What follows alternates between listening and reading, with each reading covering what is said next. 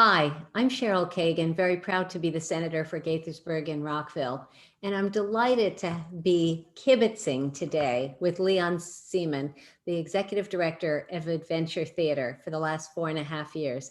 Leon, thank you so much for taking time out to chat with me today. Look, I appreciate the opportunity. It's a great day. Great. So talk about how you got started in the arts. How did I get started in the arts? Well, I was 6 years old, and well, there's two different stories. So story A is when I was 6 years old, my parents wanted to teach me that faking it will never get you anywhere in life. So they took me to an audition, and I got the role. So that taught them the wrong lesson. The longer story of why I stuck with the arts is just really because I was a bullied kid, and I had a really hard time finding my place and finding myself. And when I was in theater and working with people in theater, they kind of helped me see that I was okay for who I was. And so I just kind of found myself, and it really played a big part in becoming the man I am today. That's great. Well, bless everybody who got you involved at an early age then, because you're wonderful. Tell us about Adventure Theater for those that aren't so familiar with it. Sure. Adventure Theater is the longest running theater for family audiences in the Mid Atlantic. God willing, our 70th anniversary is next year. So make sure once we can reopen, everyone comes and see us on our 70th anniversary. We have two sides of the house. We have the theater, which is professional theater for families, where it's for kids of all ages, 0 to 99. And then we have a training academy for kids kindergarten through 12th grade, aspiring stars, the person who likes to grab attention at the Thanksgiving table. They're perfect to come to our classes and really just find themselves. That's great. So one of the real assets I think Adventure Theater brings to our community, our increasingly diverse community, is the commitment to diversity and to updating productions. And Big River, always one of my very favorite musicals, was just reimagined, the story of Tom Sawyer and Huck Finn. Why don't you talk about all of that? Sure. Well, that production was a moment of time that was really great. Our artistic director at the time, Michael Bobbitt, who's now up in Massachusetts. So, hi, Michael. Hi, Michael. Um, We miss you. really brought together an amazing community of about 100 people who helped us with the project from the Black community in Montgomery County. Helped us refine the script, identify things. There's a lot of difficulty when you're dealing with Mark Twain that you have to navigate. But that was a moment like on our path. So when Michael came on board, we started changing the types of shows we did. We started including shows from Morandi and Brother Wynn and Bob Marley's Three Little Birds. And we started doing conscious casting where we were making sure that people of diverse backgrounds were getting the roles that were appropriate for them. But we've come a long way even since then. We've developed our board, we've developed our community engagement. And even though we've come this far, there's still so much left to do. It's almost overwhelming some days, but it's also exciting because like each new day we get to learn something new. That's fantastic. So the arts have really been affected by the coronavirus pandemic, and in a different way than some of our social service agencies, which have greater demand for food and housing and mental health care, all that. The arts are needing to reconfigure themselves. Why don't you talk about what sort of productions you've been able to offer? Well, first of all, I just want to hold out that like the performing arts are hurting. Oh, no We, question. we were the first shut. Even now it looks like we're going to be the last to be allowed to reopen. And if you can go out and get your vaccine, it helps the arts. Go do that. Contact the governor's office and say stop the restrictions. We're no more dangerous than going to a restaurant or going to a bowling alley or a gym. I don't know why we're being treated differently. So please reach out. Um, so that being said, we haven't sold a ticket since March 14th, 2020. Mm, So we've had like no earned income since then. So what have we been doing? We've been focusing on connecting the community and getting people to deal with the fact that there's been so much isolation in this situation. So on the production side, we've been doing every Sunday at 2 o'clock, we've been doing a show, any kind, a variety of shows, whether it's with a book author, whether it's a playwright festival, whether it's a workshop. We did this fabulous workshop this past weekend, His Majesty herself. It was fabulous. It was a first draft script, and we shared it with our audience to give us their feedback. It's still online if you want to check it out. But all these And opportunities to connect. weren't you in that at like 4:30 in the morning or something? No, that was the Streamathon. That was okay. That was 3 weeks ago. That was 30 straight hours of content where we raised about $120,000 to bring home the adventure. And it was fabulous. That one at 4:30 in the morning, did you go back and see me in my penguin outfit? I need to do that. I have not yet. So it's me in a penguin outfit singing Fiddler on the Roof, because what else would a good Jewish boy do at 4:30 in the morning?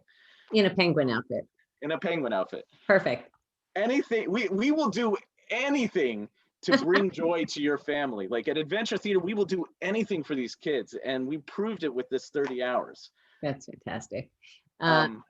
So Sunday afternoon, say more about that. Give a sense of can anyone watch that? Do they stay up? Yeah, it's on our YouTube channel and our Facebook. I generally hang out on the Facebook, and we'll kibitz with people on the chat while people are watching it. So like we're doing something for Women's History Month this Sunday, and I can't remember the name of the show, and this is not date specific, but check it out every Sunday at 2 o'clock on Adventure Theater's Facebook. We've been doing classes. We shifted to online classes with our training in singing, dancing, acting. It's very engaging, very active. My son is a participant, so I'm not just a member. I'm a client. There you go. My son, who is having a horrible time, he's 6 years old, with the online learning, and he's so glad to be back in the classroom.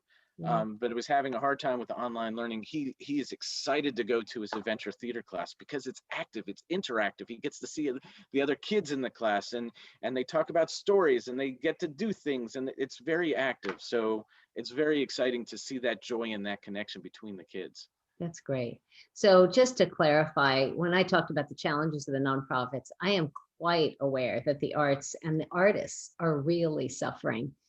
Because it's not top of mind to most donors, to most government leaders, to most activists. But I will tell you, the evening that after I got my second shot of the vaccine, I went to a live concert, and I was so filled up with being back enjoying live music, which had been over a year, and it's such a big part of my life. Arts and music are just so huge. So yeah, so thank you for reminding everyone of that. So you talked about the Streamathon. Talk about how else Adventure Theater is doing financially during the pandemic. Well, we are historically a $2.7 million organization. I think this year is going to be closer to like 1.5. And the vast majority of that funding has come from federal, Maryland State's Arts Council, Montgomery County emergency grants, as well as our general annual grants from those funders. Individual donors are coming, but they're prioritizing the social services, which I totally understand. And then a few dollars here and there from the online classes. The Sundays at 2 doesn't bring anything in, because there's no paywall. We want to make it accessible to everyone. So it's tough. In a normal year, we will have about 15 full-time staff and 200 seasonal and part-time. And this year it's 9 full-time and somewhere's in the ballpark of 30 seasonal. Wow. Well, if anyone watching this has an extra $1.2 million that they want to contribute, keep Adventure Theater in mind, right? Adventure Theater, atmtc.org. There you go. And we will have all the social media links for sure at the end of this video. So let's talk about Nimble, the nonprofit interest-free micro bridge loan. And I passed that bill, as you know, in 2017. And Adventure Theater was the very first client, the very first recipient. So why don't you talk about that? Sure, it was a lifesaver. I mean, when I got to Adventure Theater, we were not in good financial condition. And that was for a variety of reasons long ago, but we just needed a leg up. We needed an opportunity to right our ship. And the Nimble program gave us $25,000 when we had in our hand a piece of paper that said more money was coming in several months, but we needed the cash to pay people today. And it was the piece that got us over the top. It just gave us a helping hand, and then we were able to pay 100% of it back in like 3 or 4 months. It's an amazing program. Thank you. So I can announce that just a few days before this taping, we just passed through a Senate bill that I sponsored to add a bunch more money, more than double the amount of money in the fund now, because the whole idea of it being a nimble grant program is low bar to entry and quick turnaround. Because if you got to make payroll by next Friday, you got to make payroll. And so with more money, there won't be a line of people waiting, and nonprofits can get the funds they desperately need. So I'm excited about that. So hoping it continues to move on the House side. Let me know what I can do to continue to help, and we can take the double this year and let's double it again next year, because it's a no-brainer. It's just a cash flow thing that helps us. Right. It's gonna, because of the guarantee built into it, it's almost 100% payback guaranteed. Exactly. So from your lips, and I would say from your lips to God's ears, which is where I'm going next. Leon, you've been very involved in the Jewish community, and I wonder how your faith and your engagement in the Jewish community guides you either in the nonprofit sector or in the arts in general. It's the nonprofit is easier to answer than the arts, because as an observant Jewish person, there are some conflicts with performance. I don't go out on Friday nights. I don't go out on Saturdays. And so that does put some limitations on some things, but there's also blessings. The blessings are, when I meet a person of faith, whatever faith and background, there's kind of like a common understanding, a common connection. And so like I make some really great friends and partnerships across a variety of communities. One of my best friends is a very active Seventh-day Adventist. We wish each other a good Sabbath every Friday. Nice. Another one of my friends is Muslim, and we swap stories about family experiences in the holidays, and they sound an awful lot the same. So like, it's fabulous way to connect to people and see like beautiful things in different cultures. That's great. Well, Leon Seemann, it is time for the Fast Five. And right, I'm on the edge of my seat. Yeah, there we go. Okay. So these are quick questions and just letting folks get to know you a little better. So the first question is, what is your favorite flavor of ice cream? Mint chocolate chip Breyers. Breyers. Okay, quite specific. It's very specific. We used to have a freezer with 15 flavors of ice cream back when I could like hide it. Have you picked up a new hobby during COVID? Jogging. I've lost 45 pounds. That's amazing. Congratulations. Thank you. I would say that's enormous, but that seems like a really bad pun, so I won't say that. That joke weighed on me a little. Okay. Third question. Who was a role model for you or an inspirational person in your life when you were growing up? Real or fictional? Either. So fictional, you know this of me, but my Batman obsession, and it's not just a childhood thing. It's just the thought that, Bruce Wayne, through sheer force of will, was able to accomplish whatever he set his mind to. And so like, I've always held on to that. I'm a very tenacious person when I have a goal. I love that. That's great. If you could live anywhere in the world, where would you choose? Jerusalem. How many times have you been there? Not enough. I have been to Jerusalem 7 times. Nice. 7 times. Do you speak fluent Hebrew? Not fluent, but I can go shopping. So I'm good in the shuk. There you go. There you go.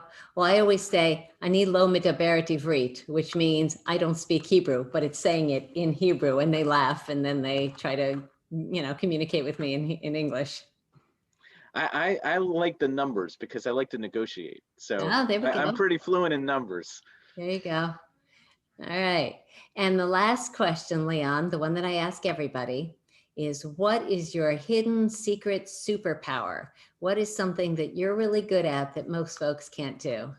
I told you this once before and you laughed at me, but it's true. It's Tetris. Yes. So like, it's more than that. Yes, the game, but it's like the way that I see things as moving pieces, and how can you rotate them and get them to work together better. That's fantastic. And that's perfect for the arts. It's also good for chess and for Scrabble and many other things. So, Sudoku. Sudoku, there you go. Exactly. Well, Leon, thank you so much for taking time to kibitz with me, and thank you for all that you do for Adventure Theater, for the kids and families in our whole region, and just for being a really important community leader. Thank you so much for having me, and thank you for all your support. You truly are the state senator for the nonprofits in the state. Like, we all talk about it. We all know you're the person we go to when we have something on our mind. I appreciate that so much. Take care, stay safe, and I hope to be back to Adventure Theater for a real live play before too long. From your lips to God's ears. Indeed. Amen. Take care.